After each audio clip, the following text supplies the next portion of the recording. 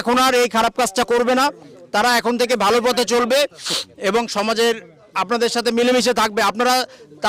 আপনারা তাদেরকে সহায়তা করবেন, তারা যে পূর্বের যে খারাপ কাজের সাথে জড়িত ছিল এই খারাপ কাজ থেকে বের হয়ে এসে ভালো কাজের মাধ্যমে জীবিকা নির্বাহ করতে পারে। এই জন্য যা যা করা দরকার আপনারা গ্রামবাসী তাদেরকে সহায়তা করবেন।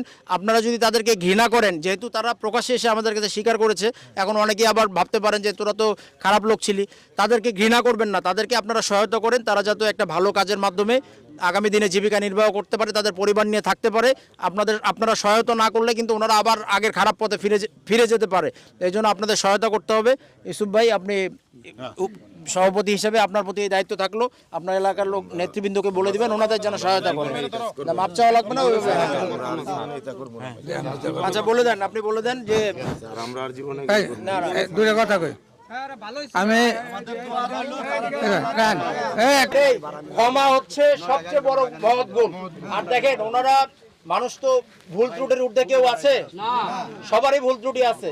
কারোটা হয়তো ওই যে ওনারা এতদিন করছে, ঠিক আছে, আমি কি মানে কেউ কি একটু বলতে পারবে কেউ কি ফেরেশতা? ফেরেশতা ছাড়া সবারই ভুল ত্রুটি আছে। ওনারা ভুল ত্রুটি করছে, ওনারা প্রকাশ্যে এসে আমাদের কাছে স্বীকার করছে যে ওনারা ভুল করেছে, আর ওই পথে যাবে না। তো আমাদের কিন্তু ওনাদেরকে সুযোগ দিতে হবে ভালো হওয়ার, না হইলে ওনাদের যদি আমরা সুযোগ না দেই তাহলে এখন যারা আরো এখনো এই পথে আছে তারা কিন্তু আর এই সুযোগটা কাজে নিবে না।